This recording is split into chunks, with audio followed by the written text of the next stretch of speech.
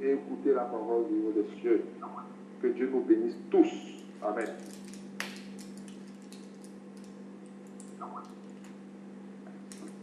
Amen. Merci beaucoup, frère bien-aimé. Nous rendons grâce au Seigneur. Le vivant est au milieu de nous. Il nous a rachetés par le prix de lui-même.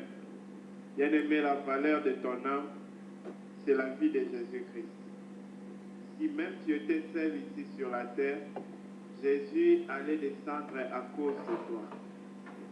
Bien-aimé, c'est la foi que j'appelle à monter, que ta foi monte au point de savoir que même si tu étais la seule personne vivante sur la terre, le Seigneur Jésus quitterait son trône et viendrait à cause de toi personnellement.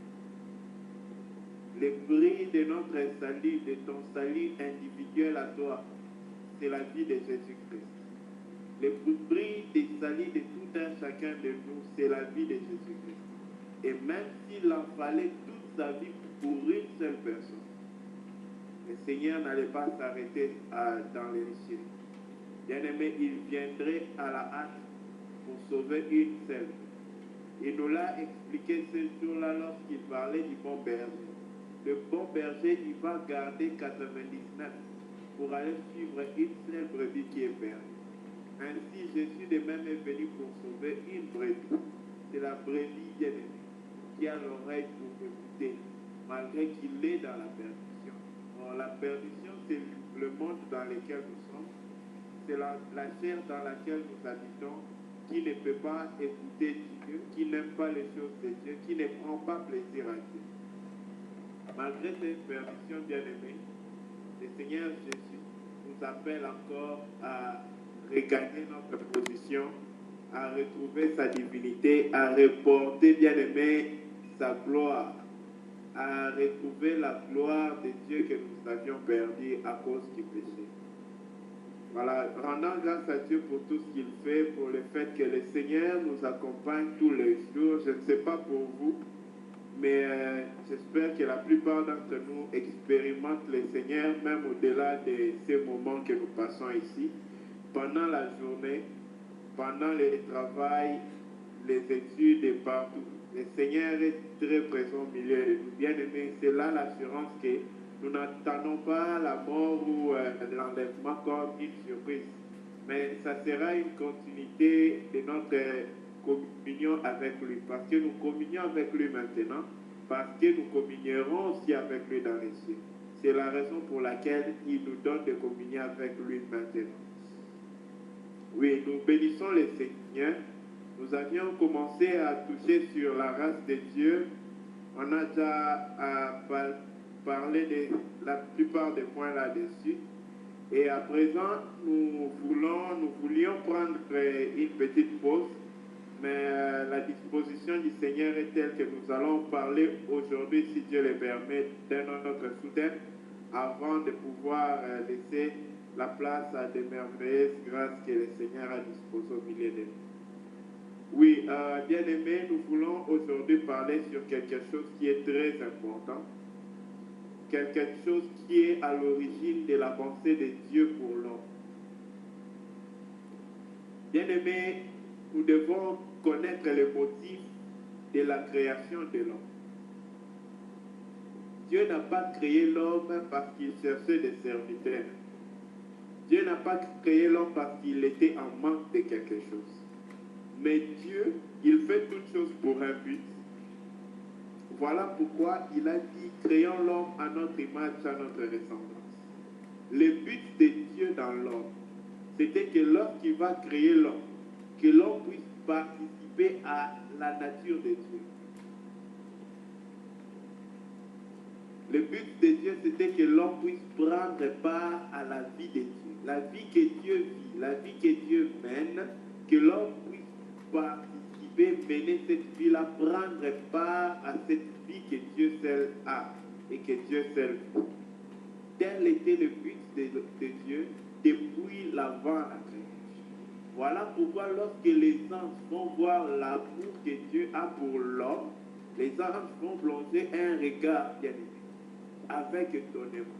ils n'ont jamais vu l'amour que Dieu a pour l'homme comme l'amour que Dieu a pour les anges.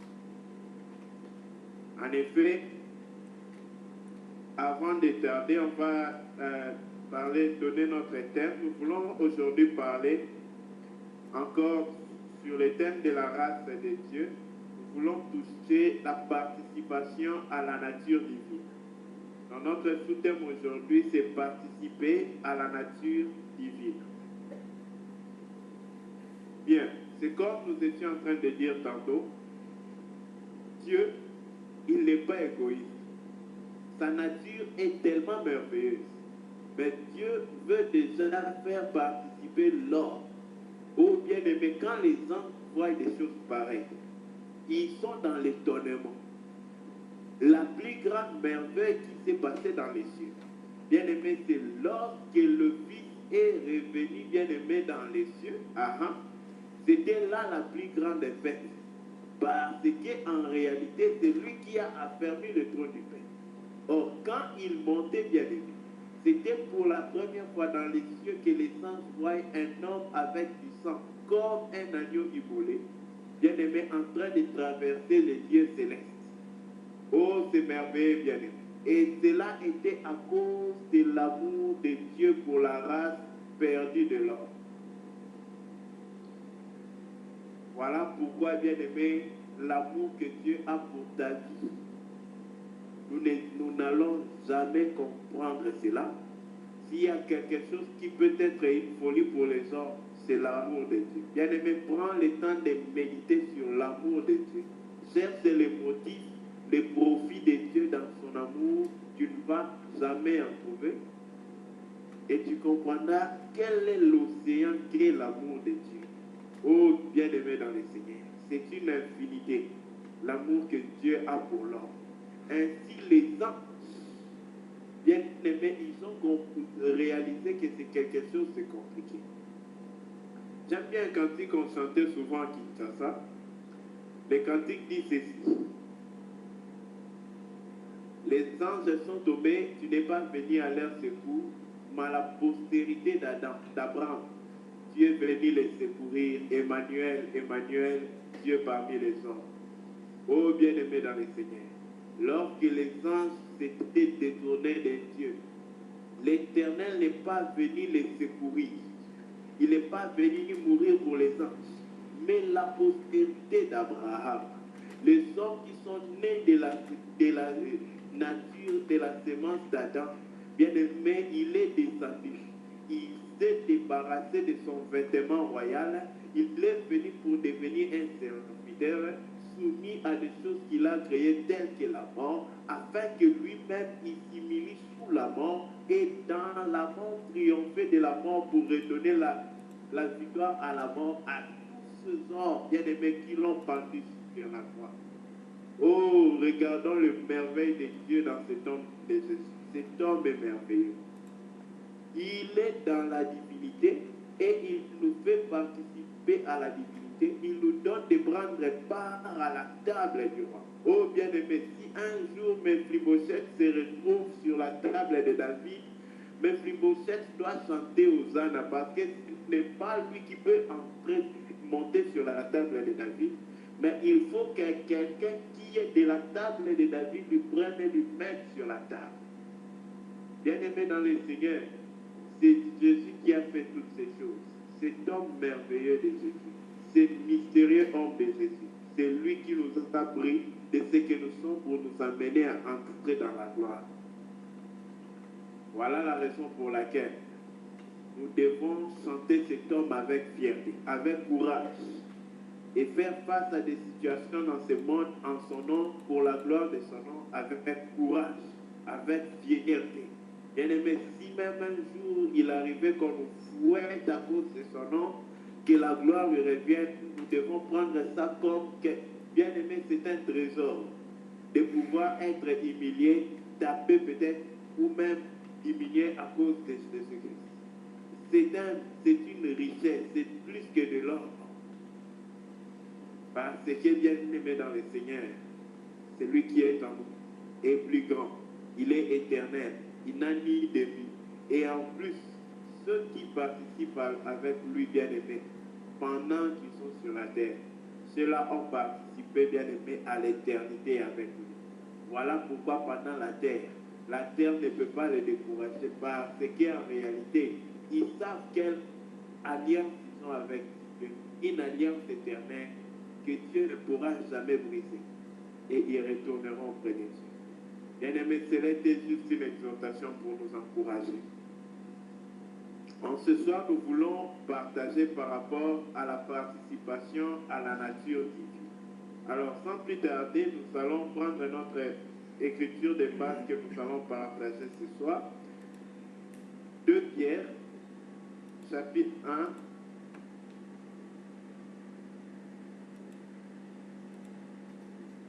Le verset, commençons à partir du 3e verset jusqu'au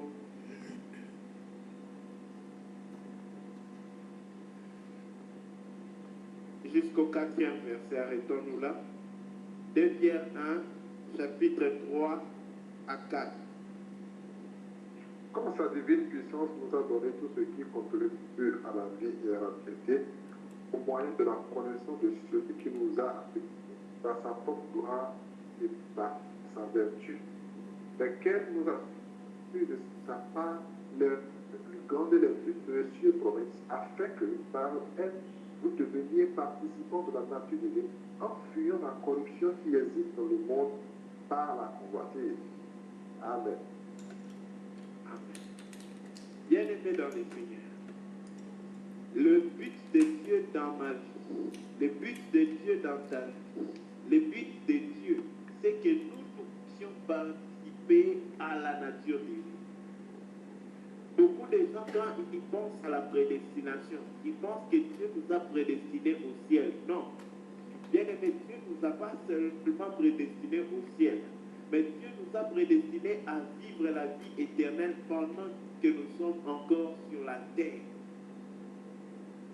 Il y a un verset le plus compliqué à expliquer de tous les versets. C'est celui qui dit, tel il est, tel nous sommes dans ce monde. Oh bien-aimé, ça c'est un verset merveilleux. On peut étudier, mais pour comprendre ces versets-là, on n'arrivera pas suffisamment. Tel il est, tel nous sommes dans ce monde. Oh bien-aimé dans le Seigneur, c'est un grand mystère de comprendre que celui que Dieu est, nous le sommes aussi pendant que nous sommes sur la terre. Ce que Dieu est, pas celui qu'il est, parce qu'il est lui-même. Aucune créature n'est lui, c'est lui seul qui est lui. Et nous sommes bien-aimés des dérivés de lui. Nous sommes engendrés par lui, nous tirons notre existence de lui. Mais lui, il tire son existence de lui-même, il est par lui-même, il fait tout par lui-même et il se suffit de lui-même. Oh bien-aimé, ce Dieu merveilleux là, il veut maintenant que toi et moi nous puissions participer à la nature. Voilà pourquoi l'apôtre Paul, quand il va expliquer notre prédestination, or la prédestination, c'est-à-dire la destination avant. Supposons qu'un frère veut partir en France chez notre sœur Carmen ou au Canada chez la sœur Stéphanie. S'il quitte l'Inde par exemple, bien aimé, pour arriver en France, déjà sur son billet, il est écrit la destination. Il n'est pas encore arrivé à la destination. On a écrit la destination, on a défini la destination. La destination définie d'avance, c'est ça la prédestination. Alors, qu'est-ce que Dieu nous a prédestiné? À quoi Dieu nous a-t-il prédestiné d'avance? Il nous a prédestiné à la ressemblance, à porter l'image de son Fils, à devenir semblable à Jésus-Christ. Le but de Dieu dans ta vie, ma vie, c'est devenir comme Christ est. C'est-à-dire, lorsque quelqu'un te regarde, lorsque quelqu'un voit, il revoit Christ. Or, bien aimé, c'est ça notre participation à la nature divine en un seul mot. C'est que nous devons vivre la vie de Jésus. Vivre comme Jésus, parler comme Jésus, être une autre explication de Jésus. Donc quand on nous voit, on voit Jésus directement. Quand on nous entend, on entend Jésus. Bien aimé, voilà pourquoi il devait être un homme prenant tous les cas par lesquels tout homme peut passer sur la terre dans ces 33 ans et demi, afin que par lui nous puissions apprendre comment nous devons vivre la divinité dans l'humanité. Il est le modèle, comment on dit, le format, la structure pour la vie bien-aimée de la divinité dans l'humanité. Et c'est à ça que Dieu veut nous faire participer.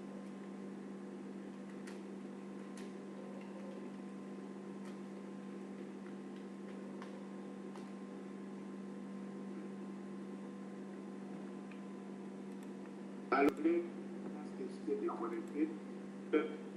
Avec cela, nous nous rendons compte que la divinité que Dieu veut nous faire participer, ce n'est pas quand nous serons dans les cieux. Voilà pourquoi prochainement nous allons toucher aussi les versets dont j'ai parlé. Tel il est, tel nous sommes dans ce monde. Il ne dit pas tel il est, tel nous serons. Bien aimé, si c'était le justice, mais la divinité, c'est maintenant que nous devons la vie. L'assurance que tu iras vivre la vie éternelle avec Dieu, c'est que tu vis cette vie éternelle maintenant, au présent, now. Si ce n'est pas maintenant là, tu n'as non plus aucune assurance. Je n'ai non plus aucune assurance que je vivrai cette vie-là. Parce que la vie éternelle, on ne peut pas la vivre par nous-mêmes, on doit la recevoir. Mais on ne peut pas la recevoir et qu'elle ne vit pas en nous, c'est possible. Quand on l'a reçue, c'est qu'elle demeure en nous. Voilà pourquoi, bien aimé dans le Seigneur, nous devons continuellement examiner nos vies si nous avons reçu la vie éternelle. L'Écriture ici nous dit comment nous pouvons obtenir cette vie éternelle. Revenons à la lecture. Il dit, sa divine puissance nous a donné tout ce qui contribue. Tout ce qui contribue à la vie et à la piété. Notez bien, frère, dans les versions où ils aiment bien les précisions, ils précisent à la vie éternelle. Pourquoi ils précisent? Parce que ici, la vie dont on parle là, ce n'est pas la vie des hommes. C'est la vie éternelle qui est la vie de Dieu. À chaque fois qu'on parle de la vie éternelle, tout autre qui n'est pas Dieu a été créé, il n'est pas éternel parce qu'il a eu un début. Donc la vie de toute créature n'est pas la vie éternelle. La vie éternelle, c'est celui qui est éternel qui l'a. C'est l'éternel qui est Dieu. Donc la vie éternelle, c'est la vie de Dieu. Maintenant, ici, on nous parle de la puissance divine de Dieu. Il nous a donné tout ce qui contribue à vivre la vie éternelle ici sur terre. À vivre la vie de Dieu dans l'homme. Voilà à quoi, bien aimé, la puissance de Dieu.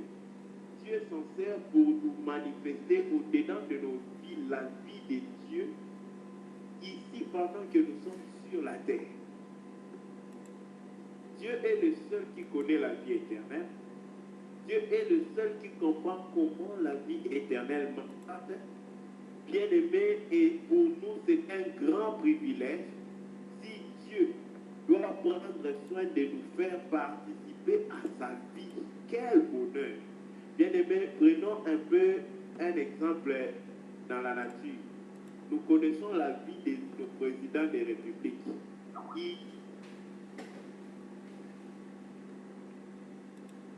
La connexion qui pose un peu de problème aujourd'hui.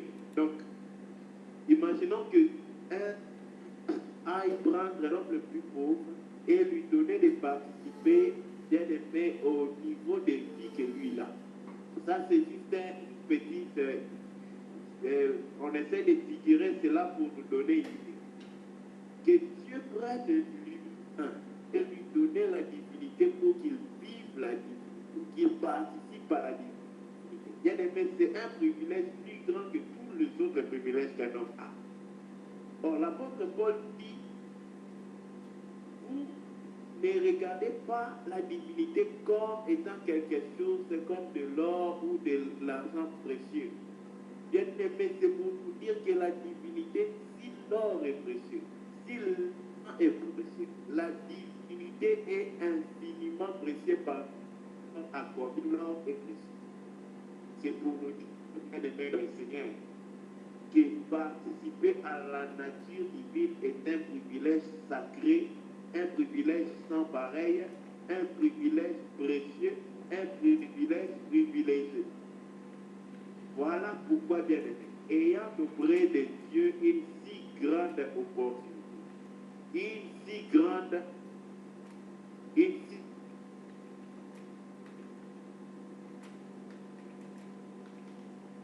après cela. Il dit, pas nous, mais Dieu, par sa divine puissance, il nous donne tout ce qui contribue à vivre la vie éternelle ici sur la terre. Ici, quand Pierre parlait de ces choses, j'aimerais que nous puissions noter que Pierre était parmi les vivants. Il n'était pas mort et puis il était vivant. Mais il témoigne de la vie que lui, il est en train de vivre. Il dit, Dieu, par sa puissance divine, il nous a donné tout ce qui contribue, tout ce qui nous rend capables, tout ce qui nous donne de quoi, bien aimé, vivre la vie de Dieu, la vie éternelle. Oh bien aimé, il parlait aux vivants, puis il dit aux vivants qu'ils sont la vie. La vie dont tu parles là, ce n'est pas la vie que les païens ont aussi, mais c'est la vie éternelle de Dieu. Voilà pourquoi, bien aimé, ayant cette merveilleuse promesse de participer à la vie éternelle de Dieu, nous devons courir à faire de cette promesse une réalité. Hier, j'avais donné l'exemple d'un chèque. On peut te donner un chèque blanc, mais bien aimé dans le Seigneur, si tu n'es pas à la banque pour encaisser l'argent qu'il y a dans ce chèque-là, si tu n'es pas en banque pour encaisser cela, ce chèque peut faire même toute ta vie dans ta main. Mais si tu ne l'as pas encaissé, l'argent de ce chèque-là ne t'appartient jamais. Cet argent-là deviendra une portion de ton trésor que le jour où toi tu vas partir pour encaisser cela. Il en est de même pour toutes les promesses de Dieu. Dieu veut te faire participer à sa nature divine. Dieu veut que nous puissions prendre part à sa nature divine. Dieu a pourvu pour que nous puissions prendre part à sa nature divine. Dieu a disposé tout ce qu'il faut pour que nous puissions prendre part à sa nature divine. Mais bien aimés dans le Seigneur, nous ne pourrons jamais prendre part si nous n'accédons pas, si nous ne recevons pas cette vie.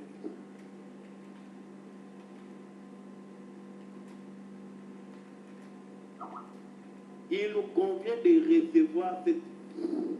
Il nous convient de la recevoir afin qu'elle devienne une réalité, pas en Dieu, mais aussi en nous.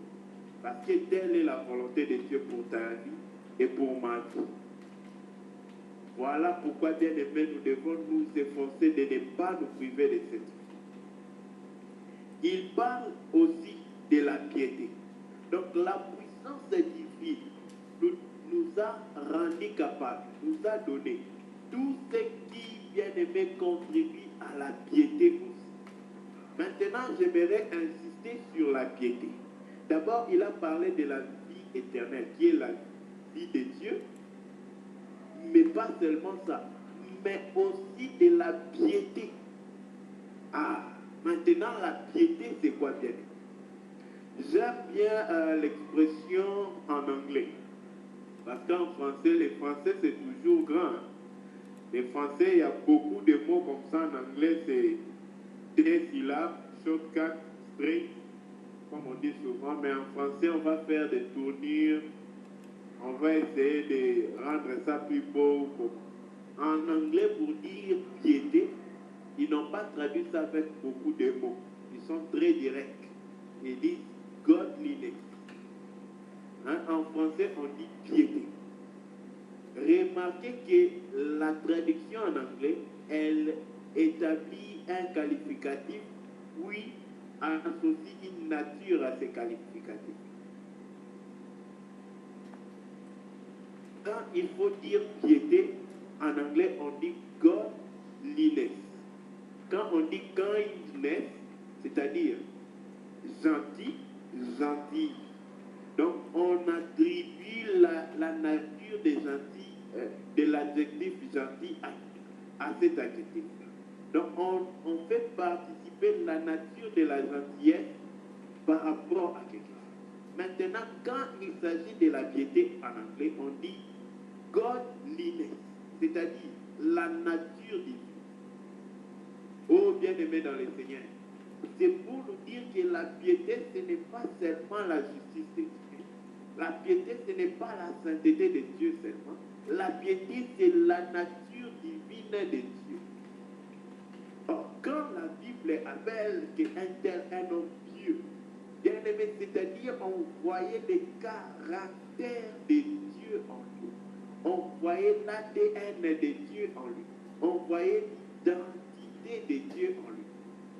Voilà pourquoi, bien-aimé, la puissance de Dieu ne nous donne pas seulement, bien-aimé, la vie de Dieu, elle nous donne aussi l'identité, les caractères de Dieu. En effet, plus un homme connaît Dieu, plus il prend part à la nature de Dieu. Plus ce que Dieu est devient aussi une réalité dans ce que lui il est. C'est par, bien aimé, la connaissance de Dieu. Continuons dans la lecture pour voir. Il dit, au moyen, comment maintenant sa puissance, Dieu nous a donné par sa puissance divine, tout ce qui contribue à la vie, à la piété, c'est au moyen de la connaissance de celui qui nous a appelés par sa propre gloire et par sa vertu. C'est au moyen de la connaissance de Dieu que nous, bien-aimés, nous recevons la puissance pour vivre la vie de Dieu et les caractères de Dieu, pour vivre l'identité de Dieu et mener la vie de Dieu. Parce que les deux bien-aimés sont attachés, on ne peut pas les séparer. Quelqu'un ne peut pas, bien-aimé, connaître Dieu et ne pas avoir, bien-aimé, les caractères de Dieu pour la vie de Dieu. Il est impossible. Voilà pourquoi lorsque dans 1 Jean va parler de connaître Dieu, il explique connaître Dieu par rapport au caractère. Il dit, nul ne peut dire qu'il connaît Dieu s'il haït son frère. Pourquoi? Parce que Dieu est amour. Plus tu le connais, plus son identité devient ton identité. Plus tu le connais, plus ta vie devient réalité en toi. Plus l'éternité devient une réalité dans ta vie. Plus, bien aimé, toutes les natures de Dieu deviennent une nature en méditation. Bien aimé, pour essayer un peu de nous amener plus loin. Bien aimé dans le Seigneur, si Dieu est créateur, plus tu entres dans sa divinité, dans sa connaissance, tu deviens un créateur en portion avec lui. Tu participes à la puissance de la création de Dieu. Si Dieu, bien-aimé, est infini, si Dieu est incompréhensible, plus tu gagnes de sa nature, bien-aimé, tu participes en portion à celui qui est. Toute la nature divine de Dieu devient un partage. Quand? Lorsque tu le connais. Voilà pourquoi la vie chrétienne, bien-aimé, la clé, c'est que Dieu te connaisse. Ensuite, que toi, tu le connaisses. Que Dieu te connaisse et que toi, tu le connaisses. C'est là que tu as la vie. Oh, bien-aimé dans le Seigneur, il nous convient de connaître Dieu. combien la connaissance de Dieu transforme les caractères de l'homme. La connaissance de Dieu n'est pas une théorie.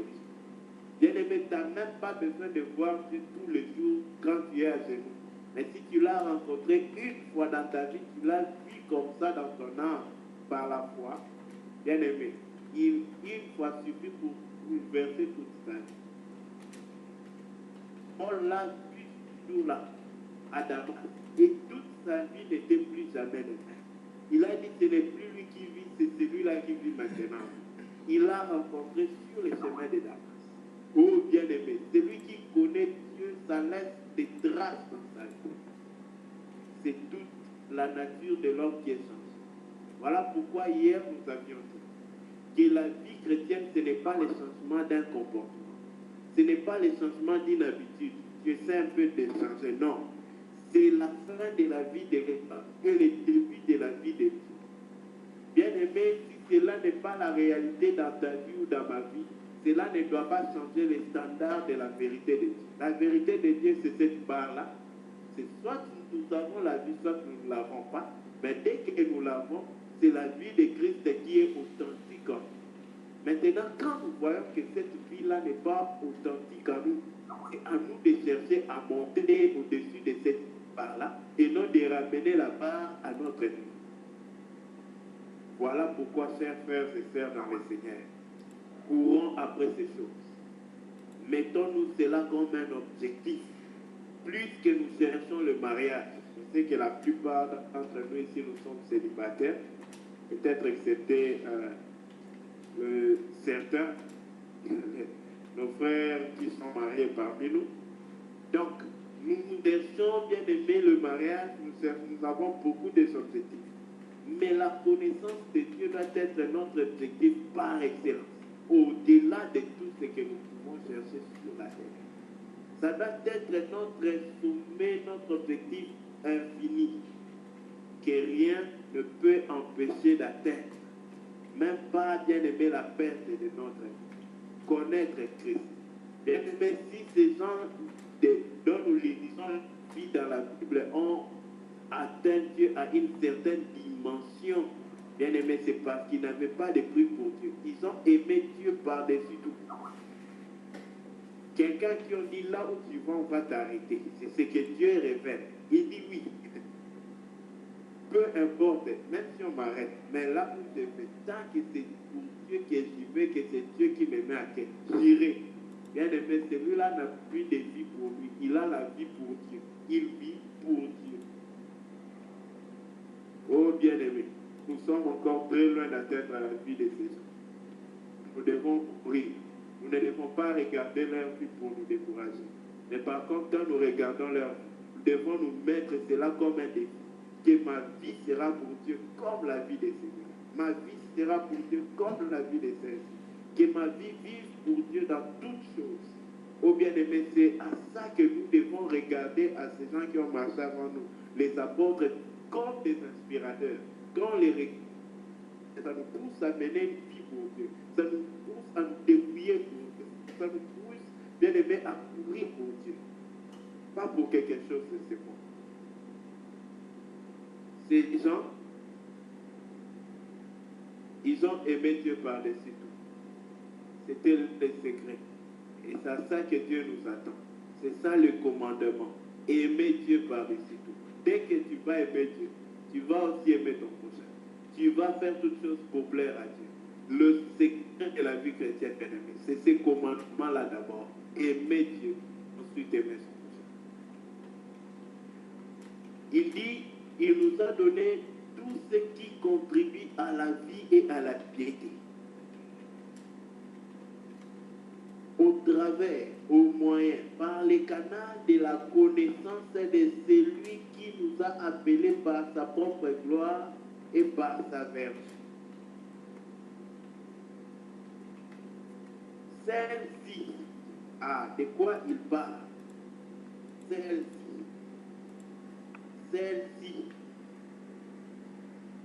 nous assure de sa part les plus grandes et les plus précieuses promesses, afin que par elle, vous deveniez de la nature divine. Par elle, nous puissions devenir participants de la nature divine. Ô bien-aimés, par la vie de Dieu et le caractère de Dieu, c'est par ces deux choses que nous prenons part à la divinité, c'est-à-dire les fonctions, la nature, les caractères, la vie que Dieu a. Nous aussi, nous prenons part à cela. Telle est la volonté de Dieu pour tout enfant de Dieu né de lui. Telle est la volonté de Dieu pour ta vie, mon frère, ma soeur.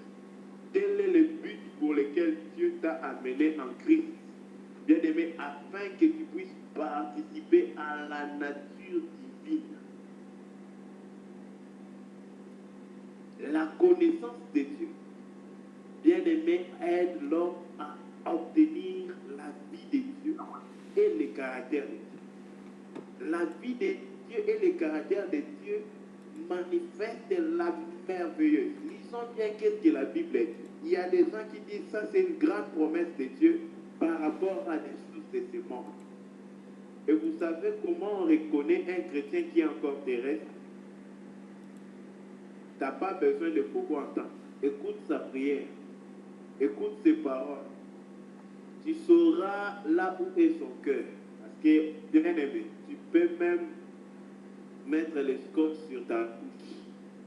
Mais ce qui est dans ton cœur, c'est facile de l'identifier. C'est même pas deux chemins. Après quoi soupire ton cœur? Après quoi est menée ta bouche? Après quoi sont dirigées tes paroles? On va dedans là repérer, bien aimé, où est ton cœur.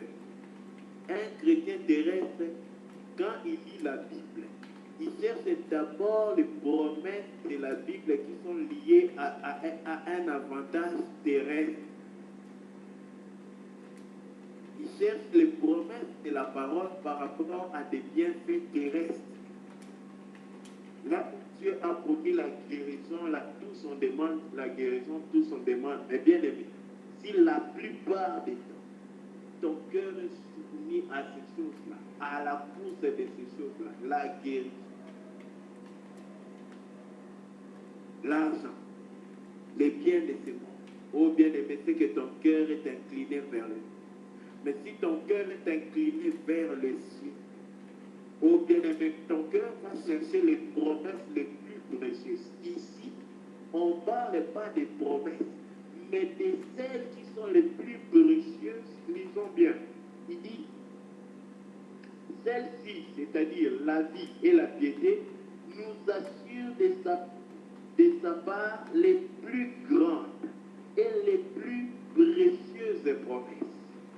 J'espère qu'un jour, si Dieu fait grâce, on va prendre le temps de parler sur les plus précieuses promesses que Dieu a faites pour la vie d'un chrétien.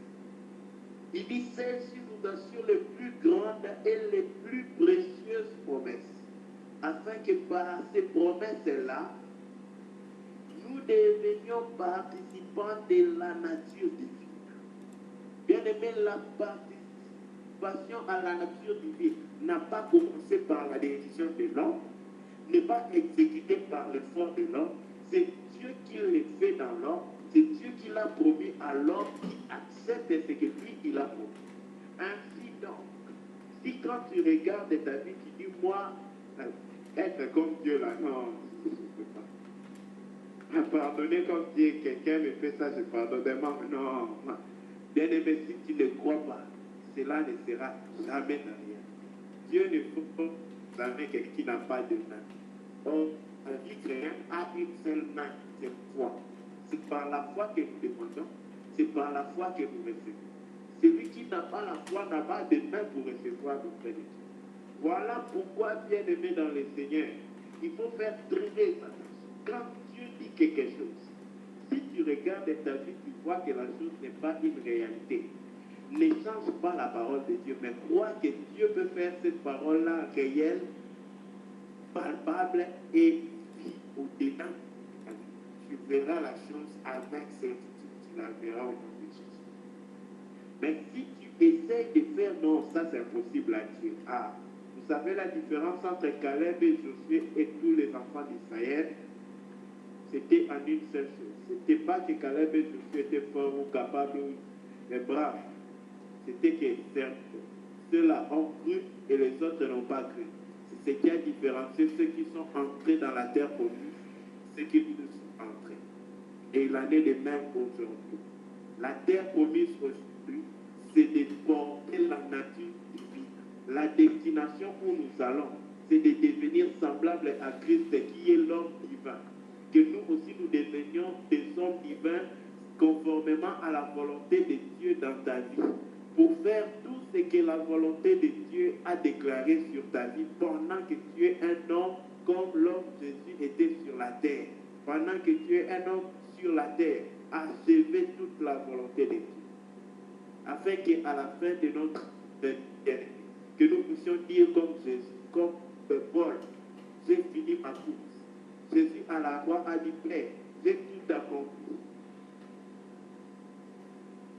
Tout ce que le Père avait prévu Jésus de faire sur la terre, Jésus a tout accompli, il n'a pas laissé un seul. Bien-aimé, à cause du péché, l'homme est privé de la gloire de Dieu. Mais Dieu veut qu'à cause de sa gloire et de sa vertu, que nous puissions retrouver cette gloire-là, que nous puissions reparticiper à celui qu'il est, à sa vie, à son trésor, à son bonheur, à sa richesse, à son infinité. Oh bien-aimé, il est merveilleux que nous puissions avoir cette si merveilleuse promesse, cette si précieuse promesse, que nous pouvons participer à la divinité du Dieu vivant. Pas à la divinité de Ganesha, pas à la divinité de Krishna, ça sont des divinités de l'Inde, mais à la divinité du Dieu vivant d'Israël. Voilà pourquoi, bien-aimé dans le Seigneur, ayant une si grande promesse de participer à la vie de celui qui a créé le ciel et la terre. Bien-aimé, nous devons être très motivés, super contents et déterminés pour participer à cette vie. Alors, pour participer à cette vie, la Bible nous parle de ce qu'il faut faire. Il faut fuir la corruption qu'il y a dans la convoitise. Voilà une autre chose qu'on va rapidement expliquer. La corruption qu'il y a dans la convoitise. En effet, bien aimé dans le Seigneur, tous les péchés sont assis dans la convoitise. L'ennemi opposé de la divinité. Réalisez qu'ici, il parlait de la divinité. Et la seule chose que l'Esprit de Dieu va dire par Pierre, concernant participer à la divinité, il pointe directement la convoitise. La chose qui éloigne l'homme de Dieu, qui empêche à l'homme de participer à la nature divine, c'est la convoitise. Parce que même l'orgueil, c'est une nature de la convoitise. Bien-aimé, même le manque du contentement, c'est une autre convoitise. Le manque de contentement, c'est une convoitise de quelque chose qu'on n'a pas. Même l'incrédulité, c'est une convoitise. Bien-aimé, même le fait que quelqu'un est centré sur lui-même, c'est une convoitise aussi. Il convoite la créature. Oh, bien-aimé dans le Seigneur, j'ai pris ces quatre-là, ces trois-là qui sont les racines de tous les autres péchés pour expliquer que tous les péchés sont assis, bien-aimés, dans la convoitise. Voilà pourquoi, enfants de Dieu, nous devons lutter contre la convoitise. De peur que, bien-aimés, nous puissions être privés de la divinité, de la véritable divinité de Dieu.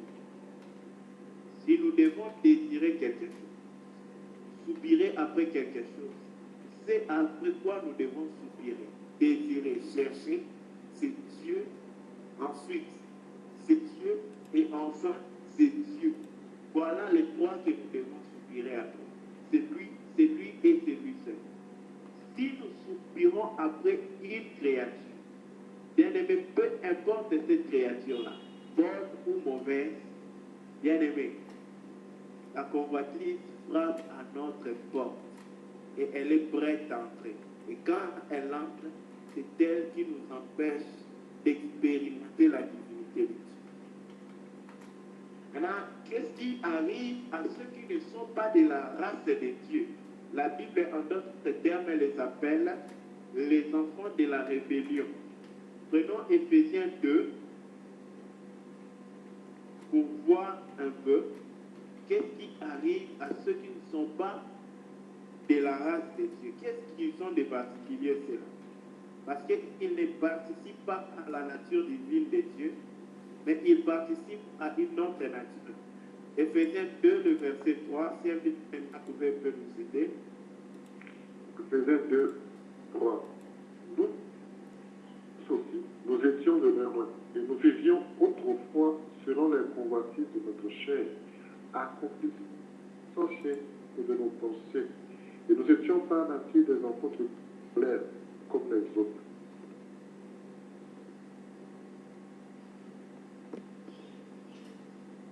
Vous voyez au verset qui parle des Christ. Oh, bien-aimés dans les Seigneurs, les hommes de ce monde, la race perverse, qui n'est pas la race de Dieu, donc hormis la race de Dieu.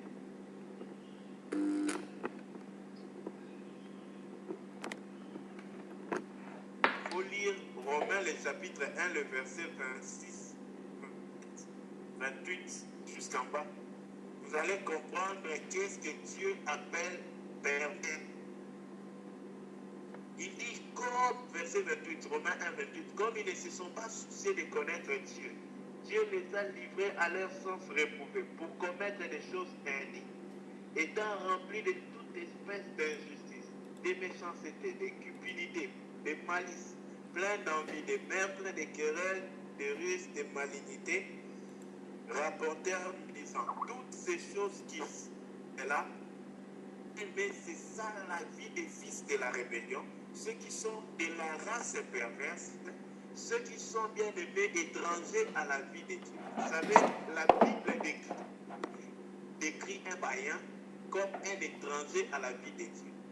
Quelqu'un en qui la vie de Dieu est étrangère et quelqu'un à la vie de Dieu. C'est ça un païen. Maintenant, on le retrouve dans tous ces tas de différents caractères bien aimés de la perversité. Opposition à Dieu. Alors, ayant de Dieu une si merveilleuse promesse, nous devons bien aimer affermir, bien aimer notre appel et notre vie en Christ. Notre participation à sa nature divine. Comment? En fuyant les convoitises. En fuyant les convoitises. Bien aimé, si nous ne cherchons pas à faire de Dieu le premier dans nos cœurs, le précieux de nos cœurs, l'essentiel de nos cœurs, nous allons soupirer après beaucoup de choses. Mais bien aimé, nous ne cesserons pas de soupirer après beaucoup de choses. Parce que le seul qui, quand tu soupires après lui, tous les autres désirs finissent. Bien aimé, c'est Dieu. Quand quelqu'un soupire après lui, tout autre désir finit dans sa vie. C'est lui qui cherche Dieu. Il ne peut pas chercher quelque chose d'autre. Parce que quand il trouve Dieu, il a tout trouvé. Tout est en Dieu. On va finir avec ce verset. Hébreux 6.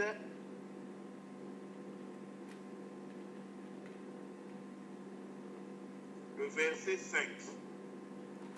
Commençons au verset 4 jusqu'au verset 5. Si un bien-aimé à trouver peut nous aider. Car il est impossible que ceux qui ont été une fois éclairés, qui ont goûté le don céleste, qui ont eu part au Saint-Esprit, qui ont goûté la bonne parole de Dieu et les puissances du siècle à venir et qui sont tombés, soient encore renouvelés et amenés à la repentance, puisqu'ils crucifient pour leur part le Fils de Dieu et l'exposent à l'ignominie. Amen. Amen. Bien-aimés dans le Seigneur, ça c'est profond. Il dit, car il est impossible que ceux qui ont été une fois éclairés, qui ont goûté le don au singulier céleste, bien-aimé, le Saint-Esprit, c'est lui le don céleste qui vient amener les cieux dans l'ordre. C'est-à-dire la vie de ceux qui sont dans les cieux, les climats, la paix, la joie, l'amour, tous les fruits de l'esprit qui habitent dans les célestes. Le Saint-Esprit vient amener cette vie-là au-dedans d'un homme. Maintenant, il dit qu'il est impossible à celui qui a pris part à ces dons célestes. Il a goûté ces dons célestes, il a eu part au Saint-Esprit, il a goûté la bonne parole de Dieu et les puissances du siècle à venir. C'est ce que nous voulons essayer d'expliquer dans ces petites minutes qui nous restent. Les puissances du siècle à venir. Le siècle à venir ici, ce n'est pas demain. L'avenir là ne parle pas de demain ou 10 ans plus tard. Non, là c'est dans les films nigériens. L'avenir ici parle de l'éternité. Du siècle de Dieu. Les temps divins qui n'ont ni commencement ni fin. Quelqu'un qui a pris part, bien-aimé, et a goûté à la bonne parole et à la puissance de la vie qu'il y a dans l'éternité. Voyez que Pierre, là-bas, a parlé de la puissance de Dieu qui nous donne la vie éternelle et la nature divine, la piété. Ici, on nous parle encore, bien-aimé, de prendre part par l'Esprit de Dieu, par les puissances du siècle à venir. Les puissances qui manifestent l'être, la vie du siècle à venir. Bien-aimé, il est impossible que celui-là goûte à cela et retombe. Étant donc bien-aimé dans le Seigneur, ayant pris part à ces choses. Oh bien-aimé, fixons nos regards sur celui qui peut produire et croître notre vie en lui. Car la vie éternelle est croissante. La vie éternelle, bien-aimé, c'est par rapport à combien tu grandis dans le Seigneur. Plus tu le connais, plus la vie là est abondante en toi. Car la vie éternelle, c'est de connaître Dieu. Ce n'est pas de vivre longtemps, mais c'est de connaître Dieu. Quand tu le connais, tu deviens tel que lui, il est. Bien-aimé dans le Seigneur, on n'a pas pris le temps aujourd'hui de détailler sur la nature de Dieu, sur ce que lui, il est, que nous devons être.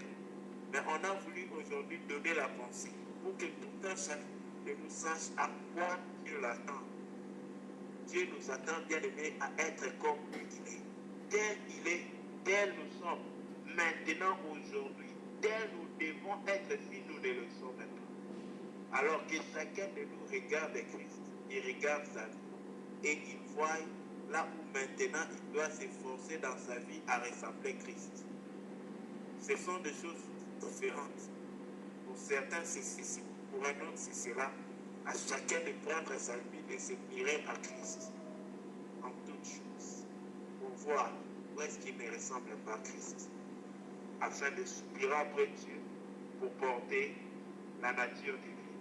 La vie de Jésus-Christ dans ses corps, dans ses vases de terre. Oh, qu'il est merveilleux, bien-aimé.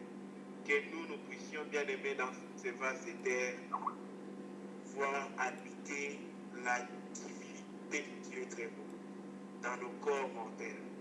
La divinité de Dieu venir habiter, lui qui est immortel. Béni soit Dieu. Merci pour votre patience. Que la gloire y revienne. Si Dieu le permet, on continuera. Amen.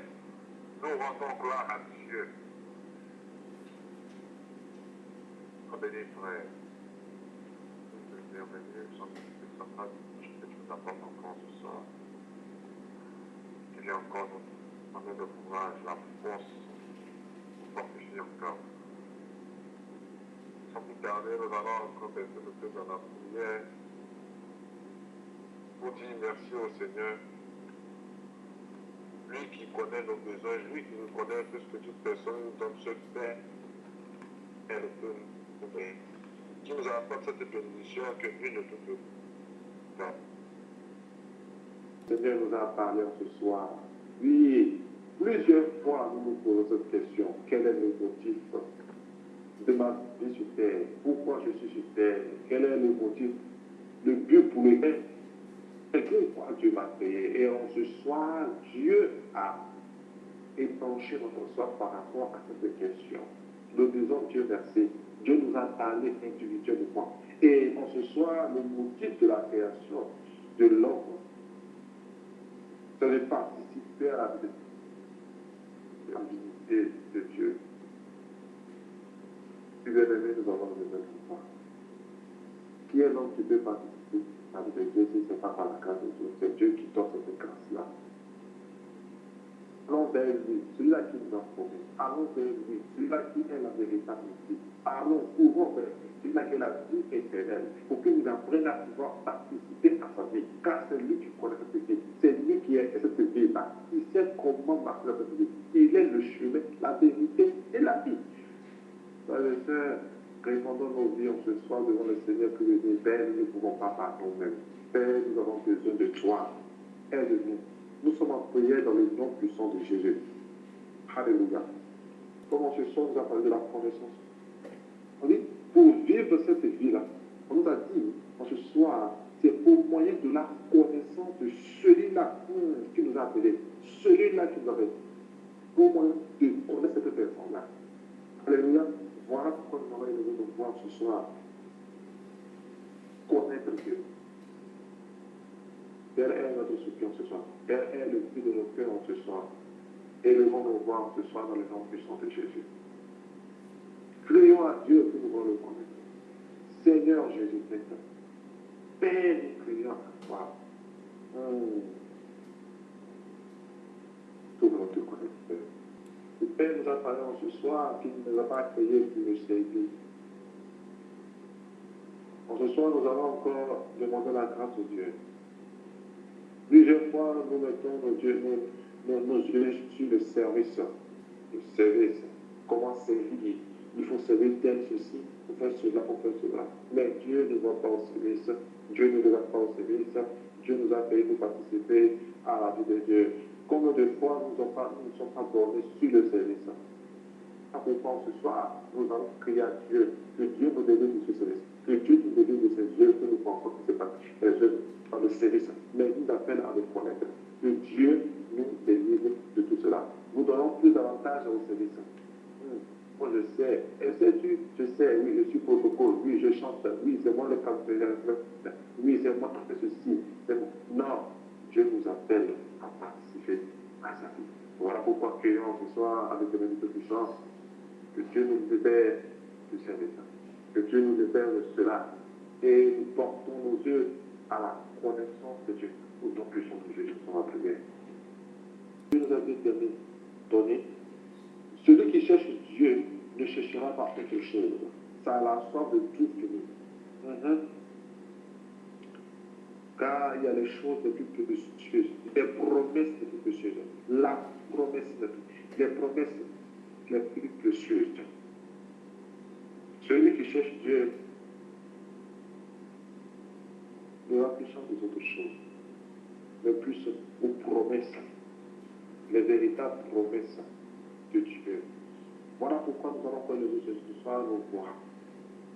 S'il est arrivé à ce que tes promesses soient beaucoup plus centrées sur les choses matérielles, tu vas recommander ta vie au Seigneur pour lui repentance et lui demander cette grâce-là de parvenir à centrer ta vie sur les véritables promesses, les promesses de Dieu qui sont la vie, vivre la vie de Dieu par la connaissance, par la gloire et la vertu. Prions au nom puissant de Jésus. Seigneur, tu vas parler encore d'accepter, de recevoir et d'accepter. Reçois-tu, acceptes-tu Jésus. C'est dire oui. Oui à la volonté de Dieu et non à ta volonté. Dis oui lorsque Dieu t'amène à dire non à certaines choses. C'est dire oui à Dieu. Dis oui lorsque Dieu t'amène à dire dis oui à ce garçon, non. Ou à ce boulot, non. Ou à cette compagnie, non. C'est dire oui au Seigneur Jésus-Christ. C'est recevoir et accepter totalement Christ. Lorsque les choses sont difficiles et Dieu te dit de dire Amen, oui, dis oui. Dis oui sans fredonner. Dis oui sans murmurer après. Oh Seigneur, et le Seigneur, toi que tu vois ça, mais tu me laisses comme ça. Non. Même Dieu, le Seigneur dit la seconde va durer 2 ans. Dis oui. Même Dieu, le Seigneur dit que ça va prendre combien de temps. Dis oui. C'est en cela que nous appelons ce soir, comme la parole de Dieu nous a appelé. Nous a parlé ce soir. C'est de recevoir et d'accepter totalement, Seigneur. Voilà pourquoi la parole de Dieu nous dit que votre oui soit oui, que votre non soit non. En ce soir, nous élevons encore nos voix pour dire oui totalement à Dieu. Que Dieu nous amène à dire oui chaque jour. Que l'Esprit de Dieu nous amène à toujours dire oui à lui. En toutes choses, en toutes circonstances, par rapport à nos circonstances que nous faisons face, au nom puissant de Jésus, nous sommes en prière. Oh éternel Dieu puissant, donne-nous cette force-là, que tu oui, Seigneur, à chaque fois que tu nous demandes, Seigneur. Donne-nous, Seigneur, de te dire oui. Donne-nous, Seigneur, bien-aimé, la parole de Dieu nous a été donnée en ce soir, que le secret de la vie chrétienne, c'est l'amour. Nous ne pourrons jamais sonder l'amour de Dieu. Nous ne pourrons comprendre l'amour de Dieu. Voilà pourquoi nous allons prier avec notre sœur Carmen, qui va demander la grâce de Dieu, que Dieu remplisse notre cœur de son amour à lui, pas l'amour du monde, mais l'amour qui vient de Dieu. Car l'amour de Dieu est éternel. Elle est imbougeable. Elle est unstoppable. Tout le monde a la grâce par la sœur Carmen qui va prier. Amen.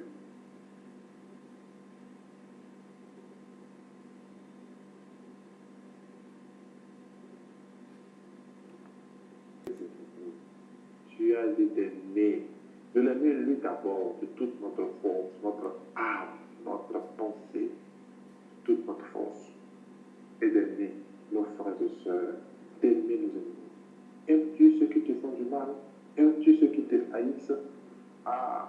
Si Dieu veut que tu puisses raconter de certaines choses, c'est parce qu'il veut que cette parole puisse être accomplie totalement dans ta vie. Ainsi, tu pourras participer à notre divin. Dieu qui est tout dans son cœur. Dieu qui est venu mourir pour nous. Pendant qu'on le giflait, qu'on le frappait, qu'on le clouait, il est été jusqu'à dire, Seigneur, pardonne-le à cause de l'amour. Si nous faisons face à des situations ici, c'est parce que Dieu veut que nous puissions vivre cette vie-là d'amour. Ce soir, on va parler. Prions que Dieu remplisse ton cœur d'amour. Quelqu'un, un frère, une sœur, a essayé de prier par rapport à la parole. Merci de la porter pour que nous puissions prier. Si une sœur ou un frère, prière générale, merci de la porter pour que nous puissions prier. Un jour, bien-aimé, un jour par rapport à la parole de ce soir. Merci. Merci bien.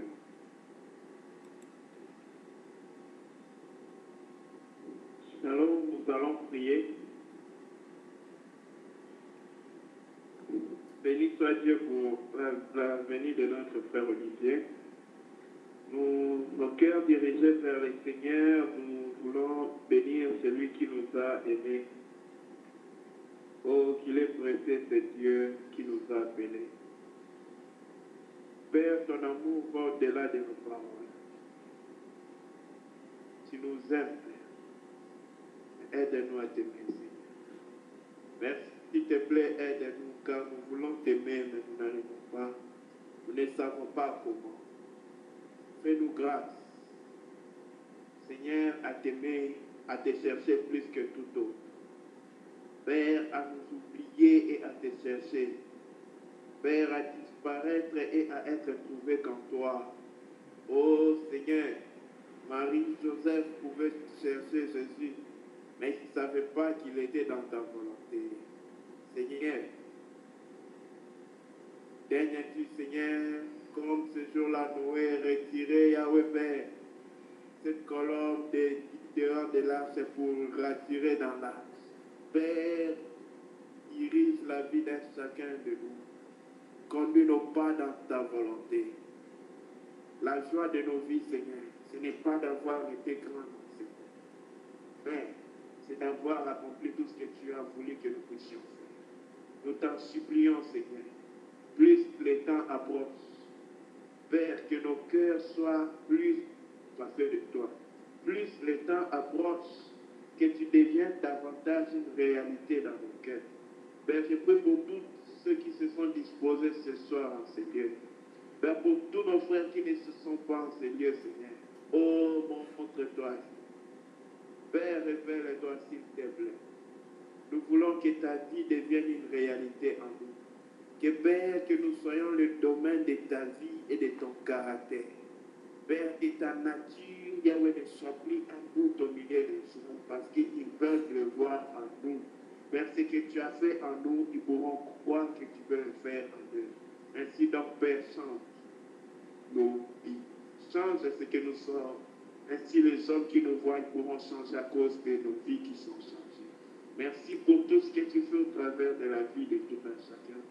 Merci pour toutes les prières qu'on a élevées en ces lieux que tu as exaucées, Jésus. Merci, Seigneur, pour la présence de tout un chacun, Seigneur. Que ton nom soit béni et que la gloire te revienne pour l'éternité. Au nom de Jésus-Christ.